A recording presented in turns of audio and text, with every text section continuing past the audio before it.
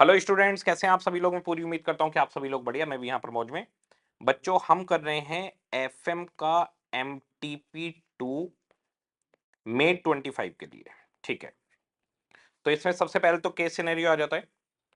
इन्होंने case scenario दिया है इतना बड़ा कि बच्चा ही पढ़ेगा उसको आधे घंटे में। यहाँ से चालू किया है और ये चल रहा है, चल रहा है, चल रहा है, चल रहा है, चल रहा है, चल रहा है, चल रहा है, यहाँ पे जाकर खत्म हुआ है। तो बच्चों का बड़ा क्वेश्चन आया था कि सर ऐसा एमसीक्यू आएगा, मतलब ऐसा केस सिनेरियो आएगा क्या।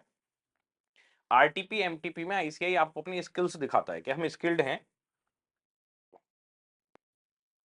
और बहुत बड़े बड़े हम केस सिनेरियो बना सकते हैं।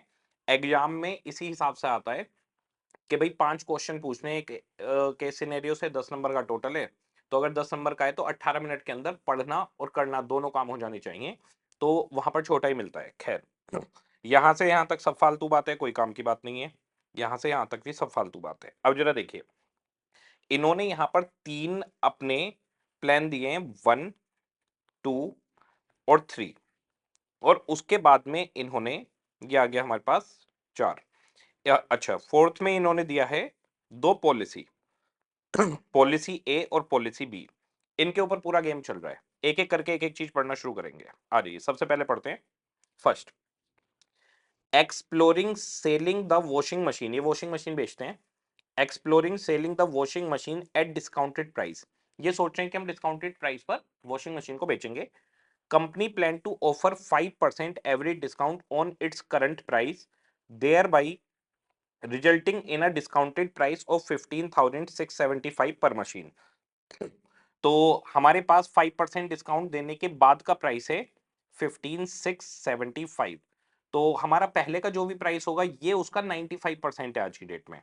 तो अगर मैं इसको 95% से डिवाइड करूं तो मेरे पास आ जाएगा 15,675 डिवाइड बाई 95%, 16,500। इसका मतलब जो हमारा वैसे नॉर्मल प्राइस है वो 16,500 है। हम इसको 15,675 पर बेचने की सोच रहे हैं। However, this didn't create a significant impact on sale as expected. इससे कोई फर्क नहीं पड़ने वाला, 5% डिस्काउंट दे दोगे आप तो।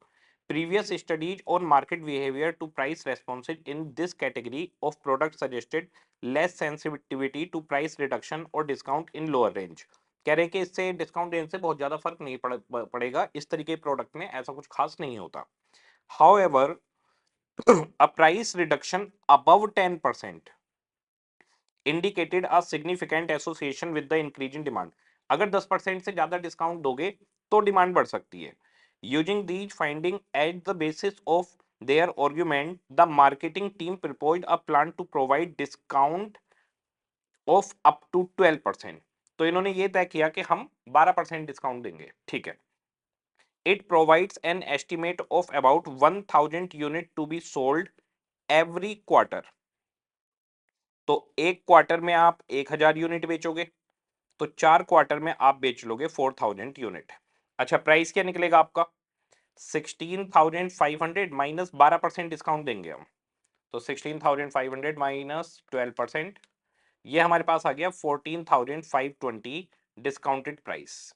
ओके, पूरे साल में कितनी यूनिट बेच पाओगे आप? 4000 वॉशिंग मशीन आप बेच दोगे। ये हमारे पास आ गया 580.8 लैक्स। तो इतनी सेल होगी केस 1 से। ओके, पहला केस खत्म। अब second case, owing the recent trend observed in the exchange sales scheme in the television and other electronic segment, the company wants to explore this scheme for washing machine segment as well. तो पहला case था कि भाई discount निकालो। दूसरा तरीका इन्होंने निकाला है एक्सचेंज में हम सेल करेंगे, यानी पुरानी चीजें लेंगे। जैसे पुरानी वॉशिंग मशीन ले जाओ, दे जाओ, और नई वॉशिंग मशीन ले जाओ और उसमें कोई डिस्काउंट आपको एक्सचेंज की मिल जाएगी। ठीक है। Upon subsequent research, the marketing team argued that there was a good chance of exchange scheme become popular, provided customers were offered an attractive exchange scheme, as most of existing machine owned by the household did not have few features which the company product offered. The marketing team gave an estimate of selling about 4650 units in next 1 year. तो 4650 units यानी washing machine ये बेच लेंगे।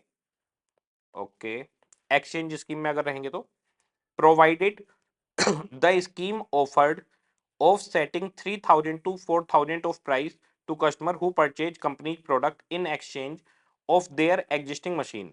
The actual deduction, however, would depend on the condition of the machine. तो 3000 से 4000 की discount देंगे। अच्छी मशीन वापस करोगे अच्छी कंडीशन में तो 4000 दे देंगे, घटिया मशीन दोगे उसकी कंडीशन खराब है तो 3000 का ऑफ कर देंगे आपको। And for that the company estimated that an average offset 3500 per machine would be needed. तो 3500 रुपए ऑन एन एवरेज आप मान लो डिस्काउंट लग जाएगी। तो प्राइस था 16500। एक्सचेंज स्कीम निकालेंगे तो ऑन एन एवरेज 3500 की आपको हर कस्टमर को डिस्काउंट मिल जाएगी। तो सेल प्राइस इफेक्टिव 13000 रुपए हो गया आपका effective sale price.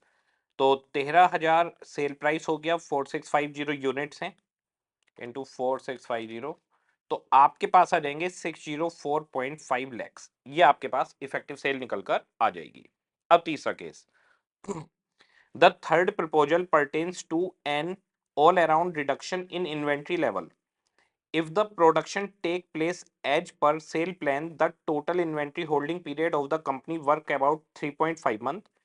Out of this, the finished goods holding period 2 to 2.5 month. इससे कोई लेना देना नहीं है। The company therefore must hold finished goods for this period to sell its product in the market. Recently, due to slowdown in market, this period had increased to 4 to 4.5 month. तो 3.5 महीने का holding period है हमारा, 2 से 2.5 महीने का तो सिर्फ फिनिश गुड्स का है, और मार्केट स्लो डाउन चल रही है तो हमारा होल्डिंग पीरियड 4.5 महीने के आसपास पहुंच गया है। As a result, the working capital requirement of company have increased significantly. The company recently explored the possibility of selling the goods to its customer under a scheme. यहाँ से क्वेश्चन में चालू है, ये स्कीम जो है इससे लेना देना है। तो केस सिनेरियो में ऐसी फालतू बात करते रहते हैं, फिर मेन मुद्दे पर आते हैं। Which would deliver the machine after 1.5 month of placing the order. यानी कि पहले क्या होता था, आपने शोरूम पे गए, अभी हैंड टू हैंड आपने मशीन खरीद ली, ओके। अब ये कह रहे हैं कि हम क्या कह रहे हैं कि आप आज बुकिंग करवाओ, हम 1.5 महीने बाद मशीन देंगे। इससे इनको क्या होगा, जो मशीन का फिनिश गुड्स का स्टॉक रखना पड़ रहा है वो नहीं रखना पड़ेगा, तो आपको मशीन 1.5 महीने के बाद मिलेगी। A pilot test was carried out which select group of customer based on the result of this pilot study. The pilot study या pilot research मतलब रिसर्च किया है इन्होंने, okay. The proposal scheme would offer the following package to customer on paying an advance 3000। तो आपकी 3000 रुपी देके booking हो जाएगी। The customer could order the product which would be delivered after 1.5 month of time. As per the term and condition of the scheme, the customer would pay 9500 at the time of delivery. तो 9000 रुपए तो आप, sorry 3000 रुपए तो आप दोगे advance में, ये बुकिंग अमाउंट हो गई। फिर जब आपको हम 1.5 महीने बाद मशीन देंगे तो 9500 आपसे और लेंगे। तो बताइए जेब में कितने आए, प्लस 3000, 12,500 आपकी जेब में आया, ओके, ऑफ द प्रोडक्ट। दो this scheme the customer would get a benefit of 4500 for this waiting period. इसमें लिखा है 4500 वेटिंग पीरियड का फायदा मिला है, गलत लिखा हुआ है ये। 16500 की मशीन है, 12500 में मिल गई, तो 4000 का बेनिफिट हुआ है सिर्फ, तो ये एरर है, ये 4000 रुपए आएगा, यहां पर ये एरर है, तो बच्चे को इसमें डाउट हो सकता है। अच्छा, the field test has indicated that the section of customer would not mind waiting for 1 to 1.5 month and taking this benefit. The marketing team gave an estimate that about 400 machines could be sold per month. हर महीने 400 unit, यानी पूरे साल में 4800 machine बेच लोगे आप, तो 4800 machine बिकेंगी 12500 से, तो कलेक्शन आ गया आपका 600 लाख। तो पहले तो ये 3 केस दे दिए, अब जरा देखिए। पहला केस कलेक्शन दे रहा है 580 लाख, फर्स्ट 580.8 लाख, दूसरा दे रहा है आपको 604.5 लाख, और तीसरा दे रहा है आपको 600 लाख की सेल। तो रैंक 1 आ गई इसकी, ये बेस्ट हो गया, रैंक 2 आ गई 600 वाले की, और रैंक 3 आ गई इसकी। तो हमारे पास सीक्वेंस क्या बनेगा, 2 3 1। एक क्वेश्चन तो यही है, आ जाइए। रिक्वायरमेंट में है point number 3, evaluate all the proposal option of inventory management and select the best sequence of their ranking based on benefit analysis. तो हमारे पास आ जाएगा सबसे बढ़िया है 2, उसके बाद में 3, फिर 1, तो बी वाला पॉइंट हमारे पास आ जाएगा थर्ड का आंसर। तो इसमें थर्ड का आंसर हमारे पास, पहले मैं थर्ड का ही दिखाता हूं आपको। थर्ड का आंसर हमारे पास आ गया 231। ओके, अब आ जाते हैं आगे की कहानी। तो एक तो ये तीनों प्रपोजल्स हो गए। अब यहां पर देखिए पॉलिसी पर आ रहे हैं। पॉइंट नंबर 4 पढ़ते हैं, आ जाइए। The current dealership sale of the company is 3 crore 65 lakh and it has a present policy of extended 60 days credit, but most of its dealer in the recent period have stretched payment and average collection period about 120 days। तो 3 crore 65 lakh की आपकी cell है, 120 दिन में आपके पास पैसा आता है। 90% of the firm sale are on credit basis. 90% sale हमारी क्रेडिट पर है, बाकी कैश में, उस पर तो कोई हमारा अपॉर्चुनिटी कॉस्ट या क्रेडिट पीरियड है नहीं, सीधे कैश में पैसे आ जाते हैं। Out of this, 15% is sold to customer whose financial position is not sound, and the entire bad debt loss amount to 2% of the sale to these customer। कह रहे हैं 15% लोग ऐसे हैं जिनकी फाइनेंशियल पोजीशन खराब है, और इन कस्टमर्स में से 2% लोग पैसा भी मार लेते हैं। Okay, the cost of sales is 80% and current collection amount expensive amount 5 lakh. तो कॉस्ट ऑफ सेल 80% है और कलेक्शन एक्सपेंस 5 लाख रुपए हैं। After consulting the marketing and accounting staff and analysing the status of the competition, the company had decided to change its credit policy for the dealership customer. उसके बाद में policy और ए और B के बारे में बता रहे हैं। अब जरा देखिए, अभी हमारी जो क्रेडिट सेल है वो 3.65 लाख का 90% है। ठीक है जी, तो 3 crore 65 lakh का 90% हो गया 3 crore 28 lakh 50,000। ठीक है, ये हमारी क्रेडिट सेल हो गई। अभी इसमें से अगर मैं माइनस करूं, कॉस्ट ऑफ सेल है 80%, तो इसका 80% कॉस्ट ऑफ सेल हो गया इनटू 80%, 2 crore 62 80,000। ठीक है जी, इसके बाद में इसमें से हमारे पास जो कलेक्शन एक्सपेंस है वो जा रहा है 5 लाख रुपए, और 5 लाख रुपए माइनस कर दिए मैंने। इसके बाद में हमारे पास बैड डेट जा रहे हैं। बैड डेट कैसे निकलेंगे? बैड डेट आपके पास जितनी आपकी सेल है क्रेडिट वाली, उसमें से 15% लोग हैं जो पैसा मारते हैं, जिनकी फाइनेंशियल कंडीशन खराब है। और पैसा मारते कितने? सिर्फ 2%। तो इसमें कैलकुलेशन कैसे आएगी? 3 crore 28 lakh 50,000 की सेल है, इसमें 15% लोग फाइनेंशियली वीक हैं और वो 2% बैड डेट कर देते हैं। तो 328,500, एक का 15%, इसका 2%, ये आपके पास 98,550 का बैड डेट आ जाएगा। बस ये आ गया आपके पास। इसके बाद में आपके पास आ जाएगी अपॉर्चुनिटी कॉस्ट। तो अपॉर्चुनिटी कॉस्ट, अपॉर्चुनिटी कॉस्ट के लिए हमें चाहिए डेटर मैनेजमेंट का ही ये क्वेश्चन, ये वाला पार्ट इसका 15% हमें चाहिए, 360 दिन लेकर क्वेश्चन करना है। अब अपॉर्चुनिटी कॉस्ट कैसे आएगी? कॉस्ट ऑफ सेल को उठाइए, 262 80,000, 2.62, चलो 262 80,000 लो। 120 दिन के लिए पैसा फंसता है और 15% इस पर हमें चाहिए। ठीक है जी, ये अपॉर्चुनिटी कॉस्ट आ जाएगी आपकी 120 डिवाइड बाई 360 मल्टीप्लाई 15%, 1314,000। अब निकाल लीजिए कितना आ गया, 328500 minus 80% minus 5 lakh minus 98,550 minus 1314,000, तो 4657450, ये हमारा एग्जिस्टिंग पॉलिसी में नेट बेनिफिट आ जाएगा। ठीक है जी, तो जरा पहले एग्जिस्टिंग पॉलिसी का नेट बेनिफिट दिखाता हूं आपको। टू का ये ठीक है, 4657450 हमारे निकल कर आ गया। तो ये करंट पॉलिसी हमारी आ गई। ठीक है, अब हमारे पास दो पॉलिसी दी है, दो से कंपेयर करना है। सबसे पहले पॉलिसी ए। पॉलिसी ए कहती है to offer cash discount to motivate customer to pay early. हम कैश डिस्काउंट देंगे। The new credit term 2/15 net 60, यानी 2% डिस्काउंट मिलेगी 15 दिन में पैसे दोगे तो, वरना 60 दिन में पैसे दे देना। A quick study of sample customer indicated that about 2/3 of them might like to avail cash discount। तो 2/3 लोग कैश डिस्काउंट ले लेंगे। This change in policy would not change in expected sales. इससे सेल में कोई फर्क नहीं पड़ने वाला।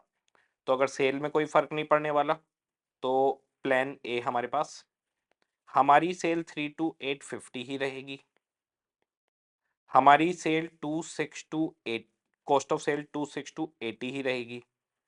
ठीक है जी, इसके आगे कह रहे हैं हमारे पास the average collection period is likely to reduce to 80 days for remaining customers. There will no change in bad debt, but the collection cost will reduced by 30% to the existing collection expense. तो कह रहे हैं जो हमारी collection cost है वो 30% कम हो जाएगी। तो कलेक्शन कॉस्ट अभी है आपकी 5 लाख, 5 लाख में 30% माइनस कर दो, 3,50,000 आपकी कलेक्शन कॉस्ट रह जाएगी। 5 लाख में से 30% मैंने माइनस कर दिया। ठीक है, अब इसके अंदर एक नई चीज आ जाएगी, कैश डिस्काउंट। देखिए पॉलिसी ए, पॉलिसी ए कहां पर है, आ जाओ आ जाओ, ये आ गया। सेल उतनी ही है, कॉस्ट ऑफ सेल उतनी ही है, इसके बाद में बैड डेट सेम है बोला है, ये 350 हो गए, और एक नई चीज आ जाएगी आपके पास, कैश डिस्काउंट आ जाएगी। तो हमारे पास यहाँ पर कैश डिस्काउंट कितने लोग लेंगे, क्वेश्चन ने बोला हुआ है, क्वेश्चन ने बोला है दिस 2/3 लोग कैश डिस्काउंट ले लेंगे, उन्हें 2% डिस्काउंट देंगे हम। तो 2/3 लेते हैं जरा, यहाँ पर बैड डेट आ गए आपके, अच्छा bad debt same to same है। यहाँ पर मैं एक चीज ले रहा हूँ, कैश डिस्काउंट आ जाओ जी, कैश डिस्काउंट कितनी होगी निकालिए, 32,85,000, इसका 2/3 और 2%, तो कैश डिस्काउंट आ जाएगी 4,38,000। यहाँ पर मैं लिख देता हूँ 32,85,0,000 और जी इसका 2/3 और 2% डिस्काउंट है। ठीक है, इसके बाद में हमारे पास रहता है अब अपॉर्चुनिटी कॉस्ट, वो और माइनस करते हैं। अपॉर्चुनिटी कॉस्ट के लिए हमारे पास जो देखिए क्या लाइन लिखी हुई है, क्वेश्चन ने बोला है आपको 2/3 लोग तो कैश डिस्काउंट ले रहे हैं, यहां पर 2/3 लोग कैश डिस्काउंट दे रहे हैं, तो 2/3 लोग तो पैसा देंगे 15 दिन में, 2/15 नेट 60 है, और कह रहे हैं 80 डेज फॉर रिमेनिंग कस्टमर, यानी जो 1/3 कस्टमर है वो 80 दिन में पैसा देंगे। अब देखिए अपॉर्चुनिटी कॉस्ट कैसे निकलेगी, कॉस्ट ऑफ सेल है 260 to 80,000, यहां पर अपॉर्चुनिटी कॉस्ट निकाल रहा हूं मैं, अपॉर्चुनिटी कॉस्ट में 260 to 80,000, इसका 2/3 पैसा निकाल लो कितना है, ये पैसा 15 दिन में आएगा इंटू 15% हमारा रेट है, और बचे हुए जो कस्टमर हैं 1/3 वो निकाल लो कितने हुए, वो लोग 80 दिन में पैसा देंगे इंटू 15%, इन दोनों को जोड़ लो आप और आपके पास अपॉर्चुनिटी कॉस्ट आ जाएगी। तो 260 to 80,000 divide by 3 into 2 multiply by 15 divide by 360, 15%, 1,09,500 रुपये हो गए ये, और जी 2,628,000 divide by 3 multiply by 80/360 into 15%, 291999, तो 2,000 ये आ गया, दोनों को जोड़ लीजिए, 292,000 प्लस 109,500, ये हो गया 4,01,500, ये अपॉर्चुनिटी कॉस्ट आ गई। इसमें माइनस करते हैं अब जरा, 3285 minus 80% minus 350 minus 98,550 minus 4,38,000 minus 4,01,500, तो यहां पर प्रॉफिट आएगा 5281,950, 5281,950 आ गया इसका, 5281,950। ठीक है जी, तो ये ए से आ गया हमारा, पॉलिसी ए ले ली हमने। अब पॉलिसी बी को चेक करते हैं, कह रहे हैं to relax its credit standard by 20 days to expanded sales, कह रहे हैं हम 20 दिन का और रिलैक्सेशन दे रहे हैं।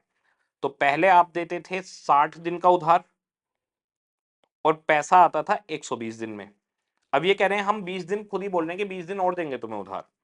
This is expected to increase sales by 10%, अब आपकी सेल 10% बढ़ जाएगी। The marginal customers, which would also include new customers, are not expected to take advantage of cash discount and are likely to continue to take on an average 150 days to pay. अब 150 दिन में पैसा आएगा आपके पास, in the case of these customer bad debt losses are expected to increase to 2.5%, पहले 2% होता था, अब 2.5% होगा। Sale to financially unsound customer, financially unsound customer कितने थे? 15%, जितनी भी आपकी सेल थी उसका 15% अनसाउंड थे, वो 2.5% पैसा मार लेंगे, अब पहले 2% मारते थे। Which will remain the same proportion, कह रहे हैं प्रोपोर्शन सेम रहेगा, पहले ही 15% था, अब भी 15% रहेगा।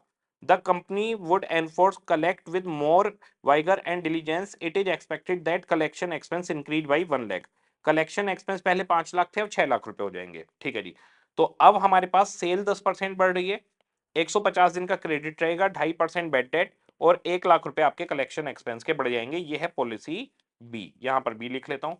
सेल को 32,85,000 प्लस 10%, अब हमारी सेल हो गई 36,135,000, ठीक है जी। 80% इसके अंदर कॉस्ट ऑफ सेल है। क्वेश्चन ने फिक्स और वेरिएबल खर्चों को अलग अलग नहीं किया है, सीधे 80% बोला है, ऐसे ही ले लेंगे। ये हमारे पास आ गया 7,227,000। कलेक्शन एक्सपेंस हमारे पास हो गए 6 लाख रुपए, 5 लाख प्लस 1 लाख, ठीक है। इसके बाद में बेड डेट अब हमें निकालने पड़ेंगे। बेड डेट, ये जो सेल है इसका 15% लोग बेड डेट हैं, कॉस्ट सॉरी सेल का, ये जो सेल है इसका 15% लोग अनसाउंड हैं, और वो 2.5% हमारा पैसा मार लेते हैं। 36,135,000 का 15% लोग अनसाउंड, और वो 2.5% पैसा मार लेंगे। तो ये हमारे पास आ गए बेड डेट यहाँ पर 135506, ठीक है जी। इसके बाद में कैश डिस्काउंट का कंसेप्ट हट गया, अब आ गई अपॉर्चुनिटी कॉस्ट। लो जी अपॉर्चुनिटी कॉस्ट, तो अपॉर्चुनिटी कॉस्ट में ये 26,908,000, सॉरी 28,908,000। अब 150 दिन का क्रेडिट दे रहे हैं हम, और जी हमारे पास 15% हमें रिटर्न चाहिए। 28,908,000 का 150 डिवाइड बाई 360 इंटू 15%, 18,06750, ये हमारे पास अपॉर्चुनिटी कॉस्ट आ गई। अब ये सब माइनस करके देखते हैं कितना बचा। 7,227,000 माइनस 6 लाख रुपए माइनस 135,506 माइनस 1806750, ये आ गया हमारे पास 4684,744, ये हमारे पास निकल कर आ गया। एक बार चेक कर लेता हूँ, ये हमारे पास आ गया B plan, plan B, plan B 4684,744 आ गया, ठीक है जी। ये हमारे पास निकल आया। अब जरा देखिए प्लान ए में आपको इंक्रीमेंटल बेनिफिट कितना मिला। अभी एग्जिस्टिंग कमाई कितनी है आपकी 4657,450। प्लान ए में आपकी कमाई है 5281,950, और प्लान बी में आपकी कमाई है 4684,744, ठीक है जी। तो यहां से यहां पर आपको कितना एडिशनल मिला इंक्रीमेंटल फायदा, तो 5281,950 माइनस 4657,450, 624,500, और यहां से यहां पर कितना फायदा मिला बी प्लान पे अगर हम जाए 4684,744 माइनस 4657,450, तो यहां पर आपको फायदा मिला 27,294 का, ठीक है जी। तो 624,500 और 27,294 हमें बेनिफिट होने वाला है, यहाँ यही क्वेश्चन की रिक्वायरमेंट है। कह रहे हैं इंक्रीमेंटल बेनिफिट पॉलिसी ए में कितना होगा, तो 624,500 पहला ही ऑप्शन है। इंक्रीमेंटल बेनिफिट पॉलिसी बी में कितना होगा, तो 27,294, इसका भी पहला ही है। ये देखिए जरा आ जाइए हमारे पास requirement number 1 624,500, requirement number 2 27,294, requirement number 3 हमने पहले ही कर लिए, प्रपोजल 231 लेंगे।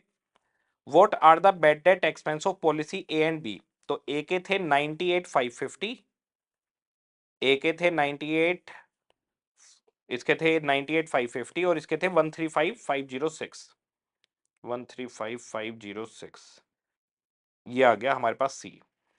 Optimum combination of inventory and credit policy, तो इन्वेंट्री में सबसे ज्यादा फायदा किसमें था, सेकंड प्लान में। क्रेडिट पॉलिसी में सबसे ज्यादा फायदा किसमें था, ए में। तो प्रपोजल 2 और पॉलिसी ए, ये हमारे पास डी आ जाएगा। आ जाइए जरा, तो हमारे पास 2A, फिर आगे 231, इसके बाद में आ गया 98 और 1 दिस, और बेस्ट कॉम्बिनेशन प्रपोजल 2 और पॉलिसी ए आ गया। ये क्वेश्चन था। तो बहुत लंबी कहानी लिखी हुई थी। क्या एग्जाम में इस तरीके का आता है? ना ना, एग्जाम में बहुत सिंपल आता है, एग्जाम का बहुत आसान है। आईसीआई तो एमटीपी आरटीपी में आपको अपनी काबिलियत दिखाता है कि हम कितना बढ़िया बना सकते हैं। इसके अलावा पूरे एमटीपी में कुछ भी नहीं है। आ जाइए। Mister A holding 2 lakh shares, it is currently trading on NSC at cum dividend price 100। ठीक है जी। तो 2 लाख शेयर हैं इनके पास। ये शेयर मार्केट में आज की डेट में 100 रुपए का है इंक्लूडिंग डिविडेंड। कह रहे हैं A has a policy to reinvest the amount of any dividend received into the shares of ABC limited. इसे जो भी डिविडेंड मिलता है उससे फिर से शेयर खरीद लेता है। If ABC Limited had declared a dividend of ₹20, determine number of share Mr. A would hold after invest dividend in shares। तो अगर इनको 20 रुपए डिविडेंड मिला, तो बताइए 20 रुपए का डिविडेंड मिला, अब मार्केट प्राइस ऑफ शेयर हो जाएगा 80 रुपए। तो डिविडेंड बटने से पहले 100 रुपए का है, उसके अंदर डिविडेंड भी है 20 रुपए। डिविडेंड डिस्ट्रीब्यूट हो गया, मार्केट प्राइस ऑफ शेयर 80 रुपए हो जाएगा। इन्हें डिविडेंड कितना मिला? 2 लाख शेयर है, 20 रुपए का डिविडेंड मिला, 40 लाख रुपए इनको मिले। ये 40 लाख रुपए के फिर से शेयर खरीद लेंगे।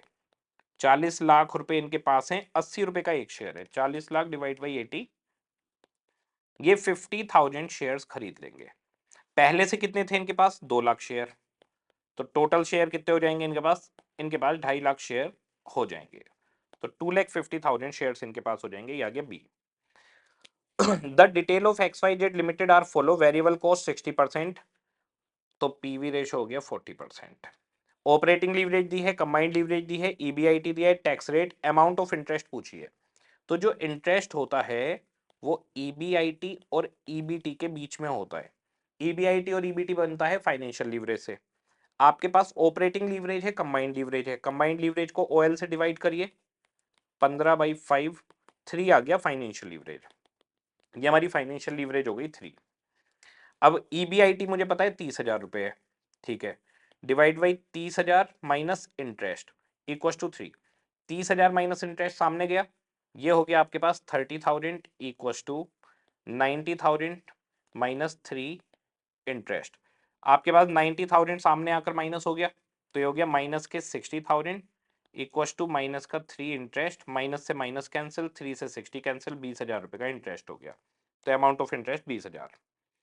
Out of the following information calculate risk free rate. RM दिया है, केई दिया है, बीटा दिया है। तो हमारे पास KE equal to RF plus beta factor, RM minus RF, ये आ गया। केई दिया है इन्होंने 15%, ये 15% है। आरएफ हमें नहीं पता, बीटा फैक्टर है 2, आरएम दिया है 10% माइनस आरएफ। ठीक है जी। अब ये आ गया 15%, आरएफ प्लस ब्रैकेट खोलेंगे तो 2 मल्टीप्लाई बाई 10 हो गया 20%, 2 मल्टीप्लाई बाई आरएफ हो गया 2 आरएफ। ठीक है जी। तो अब 20% सामने जाएगा, माइनस का 5% हो गया, आरएफ में से माइनस का 2 होगा, माइनस का आरएफ आ गया, माइनस से minus cancel, RF equal to 5%। ये हमारे पास 5% आ गया। इसके बाद में डिस्क्रिप्टिव क्वेश्चन, बच्चों वाले क्वेश्चन दिए हैं बिल्कुल। First, a firm can make investment in either of the following two projects, the firm anticipate its cost of capital 10%, pre-tax cash flow of the project for 5 year as given below, ignore taxation। अगर taxation ignore करना है तो जो pre tax cash flow है वही after tax cash flow बन जाएगा। लेकिन अगर टैक्सेशन दिया होता तो प्री टैक्स कैश फ्लो में से पहले डेप्रिसिएशन माइनस करते, फिर आता प्रॉफिट बिफोर टैक्स, फिर टैक्स माइनस करते, फिर आता पीएटी, पीएटी में डेप्रिसिएशन ऐड करते, फिर आता सीएफएटी। तो यहां सीधे प्री टैक्स कैश फ्लो ही उठ जाएगा। कह रहे हैं an amount of 35,000 will be spent on account of sale promotion in year 3 in case of project A, this had not been taken into account in calculation of pre-tax cash flow। तो 35,000 का एक खर्चा third year में जो हमने अभी तक नहीं लिया प्रोजेक्ट ए में, तो यहाँ जो 90,000 है इसमें से 35,000 माइनस करूंगा तो ये 55,000 हो जाएगा। तो मैं प्रोजेक्ट ए के लिए थर्ड ईयर में 55,000 का ही कैश फ्लो मानकर पूरे क्वेश्चन को सोल्व करूंगा। इन्होंने कहा discounted pay back, desirability factor और एनपीवी निकालिए, क्वेश्चन में कुछ नहीं है ऐसा, सीधा सीधा है। तो हमारे पास ये आ गया 2 लाख रुपए गए ए में और बी में गए 2 लाख, फिर इसमें 35, 80 और 55,000 आए, फिर 75 और 20, इसमें 218, 10, 10, 9 और 3 आए, दोनों की डिस्काउंटिंग वैल्यू निकाल ली और ये आपके पास एनपीवी निकल कर आ गया। अगर मैं इस पूरे इनफ्लो को जोड़ूं और इसको डिवाइड कर दूं तो ये मेरे पास आ गया 2,02,900 पीवी ऑफ इनफ्लो और पीवी ऑफ आउटफ्लो है 2 लाख। ये इसका पीआई आ जाएगा और ये 218,760 डिवाइडेड बाई 2 लाख ये इसका पीआई आ जाएगा। दोनों का डिवाइडेबिलिटी फैक्टर आ जाएगा। इसके बाद में मैं बता ही देता हूँ 202,900 डिवाइड बाई 2 लाख इसका आ गया 1.0145 और 218,760 डिवाइड बाई 2 लाख इसका आ गया 1.0938। इसके बाद में इन्होंने कहा डिस्काउंटेड पे बैक निकालना है तो सिंपल सा है, जोड़ते चले जाओ। 2 लाख रुपए चाहिए हमें, 31,850 प्लस 66,400 प्लस 41,250 प्लस 51,000 190 हो गए चौथे साल में पहले के, तो 4 ईयर तो हो गए पूरे। प्लस कितने रुपए और चाहिए मेरे को, 9,500 और चाहिए 2 लाख करने के लिए और 12,400 मिलेंगे। तो 9,500 डिवाइड बाई 12,400 9,500 डिवाइड बाई 12,400 ये आ गया 4.766 ईयर्स ए का। अब बी का निकालते हैं। बी में 198380 पहले ही साल में मिल गए, उसके बाद 8300 मिल रहे हैं तो एक साल पूरा लगा। प्लस कितने रुपए और चाहिए 2 लाख पूरे करने के लिए, तो 1620 और चाहिए 2 लाख हो जाएंगे। इसमें अगर इतना जोड़ूं 2 लाख आ जाएगा। डिवाइडेड बाई मिल कितने रहे, 8300 मिल रहे हैं अगले साल, तो सिर्फ 1620 की शॉर्टेज थी, 8300 मिल गए तो मेरे पास आ गया 1.195 ईयर्स। ये इनके डिस्काउंटेड पेबैक पीरियड आ गए। तो डिस्काउंटेड पेबैक पीरियड ये आ गया 4.76, इसका आ गया 1.195, डिजायरेबिलिटी फैक्टर 1.01, 1.09 और एनपीवी ऊपर निकला हुआ है। बिल्कुल बच्चों वाला क्वेश्चन था। इसके बाद में B, Bhanu limited has issued 50,000 10% convertible bonds of 100 each, ठीक है जी, with a maturity period of 5 years. At the maturity, the bondholder will have an option to convert the bond into equity share in ratio of 1:4, यानी एक bond पर 4 equity share मिलेंगे। The equity shares of Bhanu Limited are currently traded at ₹30 and historically the growth of the company's share has been 5% per annum over these years. तो अभी share है 30 रुपए का, 5% है ग्रोथ, 5 साल बाद कितने को होगा, कन्वर्जन तो 5 साल बाद है, तो 1.05 मल्टीप्लाई बाई 2 3 4 5 इंटू 30, ये शेयर 38.288 का हो जाएगा 5 साल के बाद एक शेयर।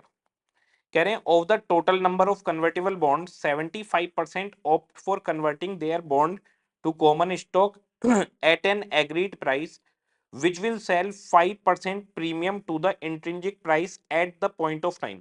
तो 5 साल बाद शेयर का प्राइस होगा 38.288। कह रहे हैं उस टाइम पर हम 75% लोगों ने कन्वर्जन करवा लिया शेयर्स में और 5% प्रीमियम भी मिला उनको, तो 5% प्रीमियम और मिल गया, 38.288 प्लस 5%, ये आ गया 40.2024 और 4 शेयर है 160.8096। ये कन्वर्जन वैल्यू हो गई जिन्होंने कन्वर्जन करवाया है। 75% लोगों ने कन्वर्जन करवाया है। However the investor need to hold shares for at least 2 years from the date of conversion. तो कंडीशन लगा दी है कि 2 साल तक आपको ये शेयर होल्ड करने पड़ेंगे, इससे हमें कोई फर्क नहीं पड़ता। हमने 4 शेयर दे दिए इस तरीके से। कह रहे हैं द बैलेंस 25% बॉन्ड अभी भी बचे हैं। कह रहे हैं valence bond would redeem by the company at premium of 25%। तो 100 रुपए का डिवेंचर था, बॉन्ड था, 25% हो गया प्रीमियम, तो 125 रुपए हो गया। कह रहे हैं with redemption cost 2% incurred additionally at the time of redemption. तो 2% का खर्चा रिडेम्पशन के टाइम पर और लग गया, तो 2% और खर्च करो इसके ऊपर, तो 125 प्लस 2%। एक तरीके से इफेक्टिव रिडेम्पशन वैल्यू कंपनी को 127 रुपए 50 पैसे बैठी, कंपनी की जेब से 127 रुपए 50 पैसे जाएंगे 5 साल के बाद। करेंट टैक्स रेट 25% है। आपको कन्वर्टेबल बॉन्ड्स की कॉस्ट निकालनी है अप्रोक्सीमेशन से और वाईटीएम से, ठीक है जी, आ जाइए। तो हमारे पास सबसे पहले अप्रोक्सीमेशन से जो 75% लोगों ने ऑप्ट किया है, हमने वैल्यू निकाल ली, ये आ गया हमारे पास 160.80, ये रिडेम्पशन वैल्यू हो गई। इशू प्राइस हमारे पास 100 रुपए, इंटरेस्ट 10 रुपए है, 100 रुपए पर 10%, 5 साल की लाइफ है, अप्रोक्सीमेशन लगाया 15.08% आ गया। अब YTM लगाना है, तो YTM के लिए क्या करो, जैसे 15.08 आ रहा है 2% कम और 2% ज्यादा ले लो तो एक ले लो 13% और एक ले लो 17%, इनके बीच में ही आएगा पहले वाले का। अब दूसरे वाले में आपके अब रिडेम्पशन वैल्यू आ गई 127 रुपए 50 पैसे, अप्रोक्सीमेशन से निकाला 11.43 आ गया। तो एक रेट ले लो 9%, एक रेट ले लो 13% और आंसर आ जाएगा। तो हमने जो रेट लिए हैं वो करें 13, 17, 9 और 13, ठीक है। अब जब इन्होंने देखिए क्या करा है, इन्होंने लिए 10 और 18, तो हम भी अगर करते हमारा आंसर भी ठीक आता। रेट अपनी मर्जी होती है, जो अप्रोक्सीमेशन से आंसर आए उससे 2% ऊपर और 2% नीचे ले लो, हमेशा आपका मैच हो जाएगा, एक पॉजिटिव एक नेगेटिव एनपीवी। तो शुरू में 100 रुपए माइनस, फिर आप 10 रुपए का इंटरेस्ट है, टैक्स माइनस करके हो गया 7.5 रुपए, तो 7.5 7.5 7.5 7.5 गए। लास्ट ईयर में 7.5 रुपए भी गए और वो शेयर्स भी गए, ठीक है। एक पॉजिटिव एनपीवी एक नेगेटिव, रेट निकला है 16.54। अब दूसरे वाले में 10 और 15 ले लिया इन्होंने, हमने 9 और 13% लेना था, ठीक है। तो वही पूरी कहानी सब कुछ वही चलेगी, बस लास्ट में रिडेम्पशन वैल्यू 127 रुपए 50 पैसे, एक पॉजिटिव एक नेगेटिव, और हमारे पास रेट निकल कर आ गया 12%। क्वेश्चन खत्म हो गया। Okay ji. Calculate operating leverage, financial leverage, combined leverage from the following data under situation 1, 2 and plan AB। तो बहुत पुराना क्वेश्चन है ये, बिल्कुल लड्डू क्वेश्चन होता है। इसके अंदर दो सिचुएशन है और दो प्लान है, दो सिचुएशन रहती हैं, दो प्लान रहते हैं। तो plan A, plan B, plan A, plan B, situation 1, situation 2। अब यहाँ पर इसमें sales minus variable cost contribution आएगा, कंट्रीब्यूशन आने के बाद में इसमें से माइनस करेंगे फिक्स्ड कॉस्ट, फिर आपके पास आ जाएगा ईबीआईटी, ईबीआईटी में से माइनस करेंगे इंटरेस्ट और फिर आ जाएगा ईबीटी, और फिर आपकी सारी लीवरेज निकल जाएंगी। इसमें लीवरेज पूछते हैं सारी की सारी। तो जरा देखिए, कह रहे हैं इंस्टॉल्ड कैपेसिटी 4000 यूनिट है, 75% कैपेसिटी पर हम काम कर रहे हैं, यानी 3000 यूनिट आप एक्चुअल में बेच रहे हैं। सेल प्राइस 30 रुपए, 15 रुपए वेरिएबल कॉस्ट है, तो इसका मतलब आपकी सेल है 90,000, 45,000 आपकी वेरिएबल कॉस्ट है और 45,000 आपका कंट्रीब्यूशन है। सब केस में यही रहेगा 45 45 45 45, ठीक है जी। इसके बाद में कह रहे हैं कि हमारे पास सिचुएशन 1 में फिक्स्ड कॉस्ट 15,000 है, सिचुएशन 2 में 20,000 है। तो ये हमारे पास है सिचुएशन 1, इसमें फिक्स्ड कॉस्ट 15,000 रहेगी और आपका 30,000 ईबीआईटी आ जाएगा। सिचुएशन 2 में फिक्स्ड कॉस्ट 20,000 रहेगी और आपका ईबीआईटी 25,000 आ जाएगा, ठीक है जी। इसके बाद में इन्होंने बोला कि हमारे पास दो प्लान हैं। पहले प्लान में डेट है 10,000 रुपए का, 20% इंटरेस्ट है तो 2,000 रुपए इंटरेस्ट लगेगा, और दूसरे प्लान में 5,000 का डेट है, 20% इंटरेस्ट है तो 1,000 रुपए इंटरेस्ट लगेगा। तो प्लान ए में 2,000 का इंटरेस्ट रहेगा, बी में 1,000 का, 2,000 1,000। तो यहां पर आपका ईबीटी आ गया 28, यहाँ आ गया 29, यहाँ आ गया 23 और यहाँ आ गया 24, ठीक है जी। अब इन्होंने हमसे बोला था कि आपको निकालना है ओएल, एफएल और सीएल। तो contribution divide by EBIT OL, EBIT divide by EBT FL, और दोनों को मल्टीप्लाई करेंगे तो कंबाइंड लीवरेज आ जाएगी। इन्होंने अलग अलग स्टेटमेंट बना के कराए, पहले सिचुएशन 1 और 2 का बना लिया इन्होंने ऑपरेटिंग लीवरेज तक। इसके बाद फाइनेंशियल लीवरेज के लिए इन्होंने सिचुएशन 1 के साथ दोनों प्लान लिए हैं, फिर सिचुएशन 2 के साथ इन्होंने दोनों प्लान ले लिए। इनकी कमाई वही 23 24 28 29, 23 24 28 29, 23 24 28 29, ये आ गई, सेम टू सेम आंसर आएगा, इतना बड़ा स्टेटमेंट की जरूरत ही नहीं थी। 2A, टोटल अर्निंग है हमारी 2 लाख रुपए, नंबर ऑफ शेयर्स हमारे पास 100 रुपए का एक है, 20,000 शेयर हैं, तो 20,000 शेयर 100 रुपए का एक, 20 लाख की शेयर कैपिटल हो गई। डिविडेंड हमने 1.5 लाख रुपए दे दिया, पी रेशो हमारे पास 12.5 है, तो जो हमारा के होता है वो 1 डिवाइड बाई पी होता है, तो 1 डिवाइडेड बाई पी अगर हम लेते हैं 1 डिवाइड बाई 12.5, ये आ गया हमारे पास 8%, ठीक है। क्वेश्चन कह रहा है वोल्टर मॉडल लगाकर आपको बताना है, इसका आंसर गलत दिया हुआ है, इसका जो आंसर है वो गलत है, मैं बताता हूँ आंसर क्या आएगा। First, analyse whether the company is following an optimal dividend policy और नॉट। तो वोल्टर ये कहता है आरओआई देखो, 2 लाख की कमाई, 20 लाख का इन्वेस्टमेंट है, 10% कमाई है, तो आरओआई है 10%, के ई आ गया 8%, ROI के ई से ज्यादा है तो हमारा पे आउट रेशो 0 होना चाहिए। बस इतनी लाइन लिखनी है कि ROI is higher than K E, therefore dividend pay out should B निल। तो क्या ये ठीक कर रहे हैं, 1.5 लाख का डिविडेंड दे रहे हैं? नहीं, ये गलत कर रहे हैं। बात खत्म, इतनी लाइन लिखनी है। इन्होंने क्या करा है इसके अंदर, इसके अंदर इन्होंने पूरे इसके कैलकुलेशन करके प्राइस निकाल कर सारी चीजें करी, कोई नीड नहीं है, कुछ भी नहीं। सिर्फ सीधे बताओ कि भैया ROI is higher than K E, therefore dividend pay out should be 0 as per Walter model. दूसरा, सेकंड पॉइंट में कह रहे हैं कि पी रेशो बचाओ बताओ जिस पर डिविडेंड पॉलिसी का कोई इफेक्ट ना हो। तो डिविडेंड पॉलिसी का इफेक्ट तब नहीं होगा जब ROI और के ई एक बराबर हो जाएंगे। ROI है 10%, हमें के ई भी 10% चाहिए। ओके, तो के ई इक्व टू 1/पी, ठीक है, हमें चाहिए 10%। अब हमें पी निकालना है, तो पी ऊपर जाएगा, 10% नीचे चला जाएगा, P equal to 1/0.1 equal to 10 times. तो अगर पी रेशो 10 टाइम्स हो तो आपके पास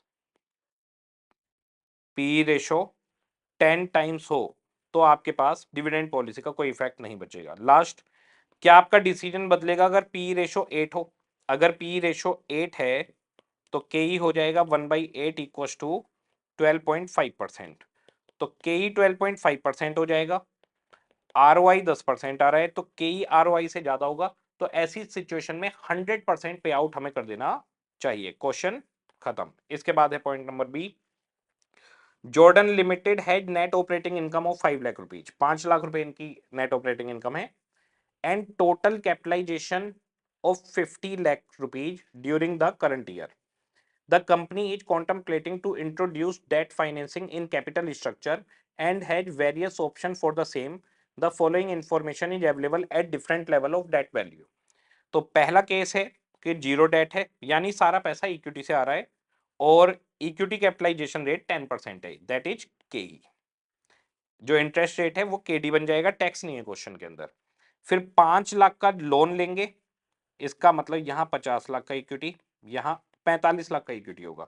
फिर 10 लाख का लोन होगा तो 40 लाख का इक्विटी, 15 लाख का लोन तो 35 लाख का इक्विटी, 20 लाख का लोन 30 लाख का इक्विटी, 25 लाख का लोन 25 लाख का इक्विटी, 30 लाख का लोन तो 20 लाख का इक्विटी होगा। टोटल 50 लाख रुपए चाहिए। ठीक है जी, कह रहे हैं कोई टैक्स नहीं है और हम हमेशा बुक वैल्यू मेंटेन करते हैं। You are required to calculate first amount of debt to be employed by the firm as per traditional approach. तो ट्रेडिशनल अप्रोच से निकालने हैं, दो तरीके हैं। आपको पता है आपकी कमाई 5 लाख है, तो एक तरीका तो ये 5 लाख कमाई, 5 लाख कमाई, 5 लाख कमाई, ऐसे करते जाओ। इसमें से माइनस करो इंटरेस्ट, पहले केस में 0, दूसरे केस में 5 लाख का 6%, 30,000 हो गया, तीसरे केस में 10 लाख का 6%, 60,000 हो गया। अब आपकी कमाई बचेगी 5 लाख, यहाँ बचेगी 4.7 लाख, यहाँ बचेगी 4.4 लाख। इस तरह से आगे चलता रहेगा, ये लास्ट तक लेना है आपको। 1 2 3 4 5 6 7, 7 कैलकुलेशन करनी पड़ेंगी, 5 लाख 5 लाख 5 लाख 5 लाख, ठीक है। इंटरेस्ट माइनस करते रहेंगे, ये हमारे पास आ जाएगा ईबीटी। टैक्स वैक्स कुछ है नहीं, अब इसको डिवाइड कर देंगे के से। तो यहाँ पर 10% से डिवाइड हुआ, वैल्यू ऑफ शेयर आ गया, फिर वैल्यू ऑफ डेट लेंगे, वैल्यू ऑफ फर्म आ जाएगी। तो ये आ गया 50 लाख, डेट है नहीं, 50 लाख हुई वैल्यू ऑफ फर्म। अब दूसरे केस में 10.5% से डिवाइड करेंगे, तो 4,70,000 डिवाइड बाई 10.5%, ये हो गया 4476190। और डेट हमारे पास है, डेट की वैल्यू है 5 लाख, तो ये हो गया 49,76,190, कम हो गया उल्टे। इसके बाद में इसका रेट हो गया 11%, 11% से डिवाइड करिए, तो 4,40,000 डिवाइड बाई 11%, ये आ गया 40 लाख। और डेट की वैल्यू है 10 लाख, ये 50 लाख आ गया। फिर से ऐसे ही चलते रहेंगे, देखेंगे मार्केट वैल्यू फर्म किस में ज्यादा है। एक तरीका होता है ये पूरे नंबर है इस तरह से कर सकते हैं। दूसरा तरीका है कि आप केओ निकाल लो हर केस में, कि केओ कितना आ रहा है हमारे पास। केओ निकालकर जिसका केओ सबसे कम होगा वो जीत जाएगा। तो केओ कैसे निकलेगा जरा देखिए, बड़ा सिंपल है। पहले वाले केस में केओ सीधा आ जाएगा आपके पास, केओ के लिए हमारे पास के ई डब्ल्यू ई के डी डब्ल्यू डी, ठीक है जी। तो पहले केस में तो सीधे 10% आ जाएगा, इक्विटी है। दूसरे केस में 5 लाख पे 6%, 45 लाख पे 10.5%, तो के ई हो गया आपके पास 10.5%, 45 लाख पे दिया है out of 50 lakh, plus 6% KD 5 lakh पे दिया है आउट ऑफ 50 लाख। KO निकल आएगा 10.5 इंटू 45/50 और 6 इंटू 5 डिवाइडेड बाई 50, ये आ गया 10.05%। तो केओ बढ़ गया, पहले 10 था अब बढ़ गया। ऐसे ही सातों केस का केओ निकालना है, जिसका केओ सबसे कम हो वो जीत जाएगा। तो ये दो तरीके रहते हैं, जो आसान लगे उससे कर सकते हैं। इन्होंने देखिए बड़ी लंबी कैलकुलेशन करके दिखाई है। इन्होंने पहले तो ये बताया कि इतना टोटल कैपिटल है, इतना डेट है, इतना इक्विटी है। ओके जी, उनके वेट अलग अलग निकाल के दिखाए। फिर इसके बाद में के ई डब्ल्यू ई, के डी डब्ल्यू डी, के ई डब्ल्यू ई का टोटल, के डी डब्ल्यू डी का टोटल, फिर इन दोनों को जोड़ के केओ निकाल कर दिखाया। तो इतने की जरूरत नहीं है, सीधे केओ निकल जाता है एक बार में। और यहाँ पर जो हम देखेंगे तो सबसे सस्ता आ रहा है ये वाला, जो सबसे सस्ता वो सबसे बढ़िया। तो हमारे पास 15 लाख रुपए का जब डेट था, 1 2 3 4, केस नंबर 4, 1 2 3 4, 15 लाख रुपए के डेट में सबसे सस्ता केओ है, तो हमें उसे सेलेक्ट कर लेना चाहिए। तो केओ से भी दिखा सकते हैं, ऑपरेटिंग प्रॉफिट से माइनस करके वैल्यू ऑफ फर्म जो आएगी वहां से भी दिखा सकते हैं। ठीक है जी। इसके बाद में दूसरी रिक्वायरमेंट है इनकी, इक्विटी कैपिटलाइजेशन रेट आपको बताना है, यानी केई बताना है अगर एमएम अप्रोच फॉलो की जाए। तो अब ये जो केई दिया हुआ है ये कैंसिल हो गया, अब केई हमें बताना है। तो एमएम अप्रोच कहती है कि जो हमारा केओ है वो हमेशा सेम रहेगा। तो केई डब्ल्यू ई, के डी डब्ल्यू डी, ये हमारे पास फॉर्मूला हुआ। अब हमारे पास जो केओ है वो जब डेट नहीं था तो 10% था, के केओ एक बराबर थे। अब ये 10% ही रहेगा। ओके जी। अब जो है देखिए, सेकंड वाले केस में, पहले वाले में तो हमारे पास 10% है। अब सेकंड वाला केस देखते हैं, जब 5 लाख का लोन है। सेकंड और ये भूल जाओ, ये वाला के अब किसी काम का नहीं है। अब हमें नया निकालना है एमएम अप्रोच से, जिसमें केओ एक बराबर होगा। तो 5 लाख का लोन 6% पे लिया है, के 45 लाख रुपए आए हैं आउट ऑफ 50 लाख इनसे, प्लस 6% पर 5 लाख रुपए आए हैं आउट ऑफ 50 लाख। ठीक है, ये हमारे पास आ गया। अब ये जो फिगर है ये 10% में से माइनस हो जाएगी, 6 इंटू 5/50, तो 0.6 हो गया, 0.6 यहाँ पर माइनस हो गया। तो 10% माइनस 0.06%, ये हो गया 90.6%,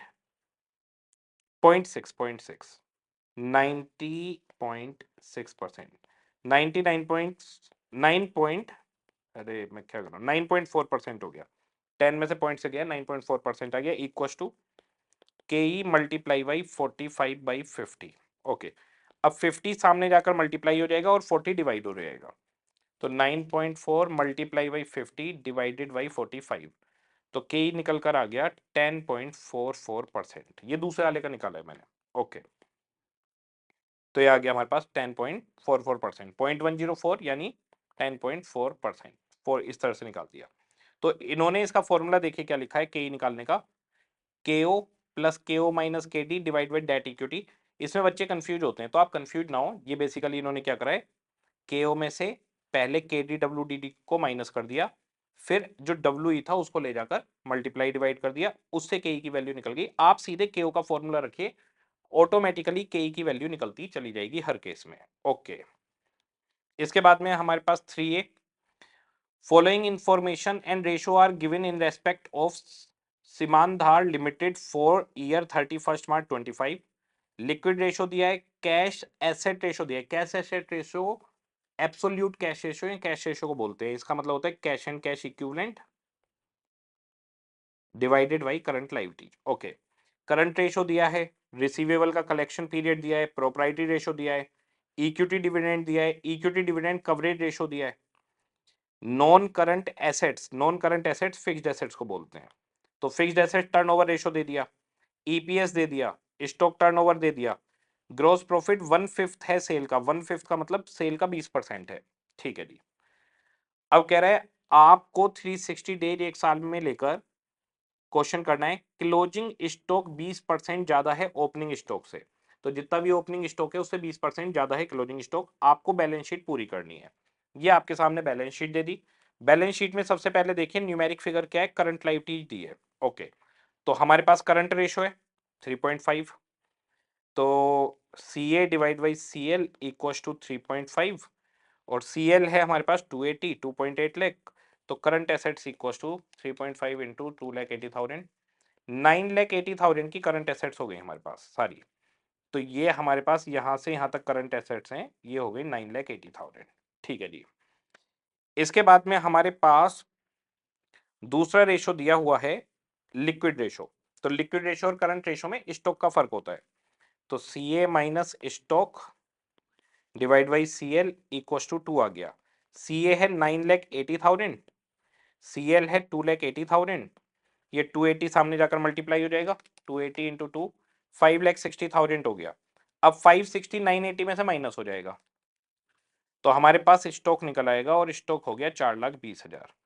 तो 4,20,000 का हमारे पास स्टॉक आ गया, ये आ गया इन्वेंट्री 4.2 लाख। ये जो इन्वेंट्री है जो बैलेंस शीट में 31 मार्च को, ये क्लोजिंग इन्वेंट्री है। अगर आपको जानना है कि ओपनिंग स्टॉक कितना है, ये क्लोजिंग स्टॉक है। क्वेश्चन ने कहा है क्लोजिंग स्टॉक ओपनिंग स्टॉक से 20% ज्यादा है, तो जो क्लोजिंग स्टॉक होगा वो ओपनिंग स्टॉक का 120% होगा। 20% फालतू है ना, तो अगर मैं इसको 1.2 या फिर 120% से डिवाइड करूं तो मेरे पास ओपनिंग स्टॉक आ जाएगा। तो 4,20,000 डिवाइड बाई 1.2, ओपनिंग स्टॉक हो गया 3,50,000। ठीक है, आप चेक भी कर सकते हैं, 350 में 20% जोड़िए 420 आ जाएगा। अब क्वेश्चन ने यहां पर दिया है स्टॉक टर्नओवर रेशो 6 टाइम। तो स्टॉक टर्नओवर रेशो आता है एवरेज स्टॉक से, COGS divide by average stock, और इसका आंसर आ रहा है हमारे पास 6 टाइम्स, ये आ रहा है 6। अब एवरेज स्टॉक कैसा आएगा, ओपनिंग है 420, क्लोजिंग है, सॉरी क्लोजिंग है 420, ओपनिंग है 350, एवरेज हो गया हमारे पास 385। तो ये एवरेज स्टॉक हो गया 385,000। इसको मल्टीप्लाई कर दीजिए 6 से, COGS आ जाएगा आपके पास, COGS इक्वल टू 23,10,000। ये कॉस्ट ऑफ गुड सोल्ड हो गया। ग्रॉस प्रॉफिट हमारे पास क्वेश्चन में दिया हुआ है 20% ऑफ सेल है, इसका मतलब COGS 80% ऑफ सेल है। तो इसको अगर मैं 80% से डिवाइड कर दूं तो मेरे पास में सेल आ जाएगी, डिवाइड बाई 80%, तो मेरी सेल आ गई 2887500। ठीक है जी, ये मेरे पास सेल आ गई। अब क्वेश्चन में आगे क्या क्या दिया हुआ है, जो जो रेशो काम में आते जा रहे हैं लिखता जा रहा हूं मैं। फिक्स्ड एसेट्स टर्नओवर रेशो दिया है 0.8। तो फिक्स्ड एसेट्स टर्नओवर का formula sales divide by fixed assets equal to 0.8 आ रहा है। फिक्स्ड एसेट्स सामने 0.8 नीचे, तो 2887500 की सेल है divide by 0.8 equal to fixed assets आ जाएंगी, डिवाइड बाई 0.8। फिक्स्ड एसेट्स आ गई हमारे पास 3609275, 3609375। ठीक है जी, तो यहाँ पर मेरे पास आ गई फिक्स्ड एसेट्स 3609375। इसमें मैं जोड़ रहा हूँ 9,80,000 की करंट एसेट्स, ये मेरा टोटल आ गया यहाँ पर 4589375, और यहाँ पर भी आ गया 4589375। ठीक है जी, ये मेरे पास यहाँ तक का आ गया। अभी मेरे पास रिसीवेबल, कैश और शॉर्ट टर्म एडवांस। ओके, अब ये आ चुका है, ये आ चुका है। जो जो चीजें आ गई हैं उन पे टिक करता जा रहा हूँ मैं कि भाई ये रेशो हमने काम में ले लिए है। मैं लिक्विड रेशो काम में ले चुका हूँ, करंट रेशो ले चुका हूँ, स्टॉक टर्नओवर ले चुका हूँ, GP रेशो ले चुका हूँ, नॉन करंट वाला ले चुका हूँ। ठीक है, अब मेरे पास कैश रेशो 0.36 है, तो cash and cash equivalent divided by current liabilities equal to आ रहा है 0.36, ये इक्वल टू है 0.36। करंट लाइबिलिटीज है मेरे पास 2,80,000, ये 2,80,000 सामने जाकर मल्टीप्लाई होगा 0.36 में, और कैश एंड कैश इक्विवेलेंट आ जाएगा, तो 280 मल्टीप्लाई 0.36, 1,08,000 मेरे पास कैश एंड कैश इक्विवेलेंट आ जाएगा। यहाँ पर मेरे पास आ गया cash and cash equivalent 1,08,000। Okay, इसके बाद में हमारे पास है receivable collection period 30 days. Sale मेरे पास निकल कर आई थी 28, तो 30 डेज है। 360 लेकर क्वेश्चन करना है हमें, ये लिखा हुआ है 360 डेज लेकर करना है। तो 288,7,500 इंटू 30/360, ये आ गया जी 240,625। 240,625 के हो गए डेटर, 240,625।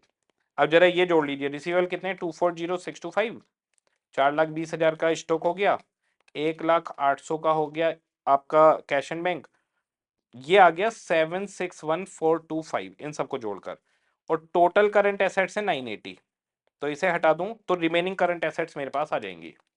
तो रिमेनिंग करंट एसेट है 218575, ये 218575 आ गई। ये मेरी एसेट वाली साइड कंप्लीट हो चुकी है, दिखा भी देता हूं आपको साथ के साथ। कहाँ है बैलेंस शीट भाई, दिखा दो। ये आगे 309 240 420 10 और 218575, ये पूरा टोटल इधर का आ गया। करंट लायबिलिटी मुझे पता है, इसके अलावा का भी मुझे नहीं पता। अब बाकी के रेशो देखते हैं। बाकी के रेशो में मेरे पास है प्रोप्राइटरी रेशो। प्रोप्राइटरी रेशो में आएगा proprietor fund divided by total assets, जो 0.72 आ रहा है। ओके जी, तो प्रोप्राइटर फंड मेरे पास divide by total asset, proprietor fund आ गया यहाँ पर, इक्विटी शेयर है, रिजर्व है और लॉन्ग टर्म डेट है। ओके, तो प्रोप्राइटर फंड मेरे पास हो गया prop fund divided by total assets equals to 0.72। Total asset या टोटल लाइबिलिटीज हैं 4589375, 4589375, 4589375 का 0.72 ले लो, इसको इससे मल्टीप्लाई करा, प्रोप्राइटर फंड आ गया 3304,350, 3304,350 मेरा प्रोप्राइटर फंड आ गया, जो इन दोनों को जोड़कर है 3304,350। अच्छा, अब बचा लॉन्ग टर्म डिवेंचर, तो आपके पास टोटल है 4589375, इसमें से करंट लायबिलिटीज हटा दीजिए, 280 हटा दिया, इसमें से प्रोप्राइटर फंड हटा दीजिए, मेरे पास डिवेंचर आ जाएंगे 1,05,025 के मेरे पास डिवेंचर आ गए। ठीक है जी, ये आ गए मेरे पास 1,0,1,00,50,225। ठीक है, अब मेरे पास बचा कि इक्विटी और रिजर्व को स्प्लिट कैसे करूं। ठीक है जी, बस ये चीज बची। प्रोप्राइटरी रेशो भी हो गया। अब यहां पर मेरे पास में क्वेश्चन में इक्विटी डिविडेंड दिया हुआ है 2,50,000, इक्विटी डिविडेंड कवरेज रेशो दिया हुआ है, ईपीएस दिया हुआ है 3 रुपए पर शेयर, और यहां पर नंबर ऑफ शेयर नहीं दिए हुए, फेस वैल्यू है 10 रुपए। ठीक है जी, अब मुझे क्या करना पड़ेगा, इक्विटी डिविडेंड 2.5 लाख है और डिविडेंड कवरेज है 2.1। तो डिविडेंड कवरेज का फॉर्मूला क्या होता है, डिविडेंड कवरेज फॉर्मूला का फॉर्मूला होता है earning after tax divided by equity dividend. तो मेरे पास डिविडेंड कवरेज रेशो है 2.1, इक्विटी डिविडेंड है 2,50,000, तो इसका अंदर अर्निंग आफ्टर टैक्स कितना हो गया 2.1 इंटू 250, इसका मतलब अर्निंग आफ्टर टैक्स हो गया 5,25,000, ये मेरा अर्निंग आफ्टर टैक्स आ गया। ओके, क्वेश्चन ने अर्निंग पर शेयर दिया है, अर्निंग आफ्टर टैक्स को मैं नंबर ऑफ शेयर से डिवाइड करूं तो मेरे पास आ जाता है ईपीएस।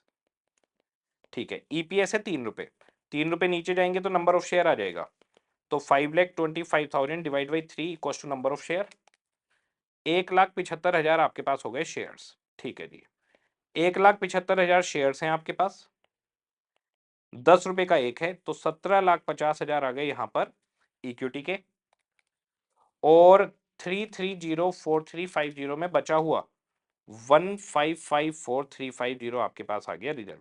इसके बाद में फिर ये थ्योरी दी हुई है, ये हमारे पास एमटीपी 2 मई 25 का खत्म। आप सभी लोग एग्जाम में अच्छे से करके आइएगा, बहुत बढ़िया रहेगा। बाकी आरटीपी एमटीपी में कुछ गलतियां होती हैं तो वीडियो देख लीजिएगा, गलती पता चल जाएगी। और आरटीपी एमटीपी करके जरूर जाना चाहिए, अच्छी प्रैक्टिस हो जाती है। कुछ बड़े बड़े क्वेश्चंस आईसीआई जरूर डालता है आरटीपी एमटीपी में, उनमें ज्यादा उलझना नहीं है। 10 नंबर से ऊपर का क्वेश्चन नहीं है तो कोई भी बहुत बड़ा क्वेश्चन एग्जाम में नहीं आ सकता।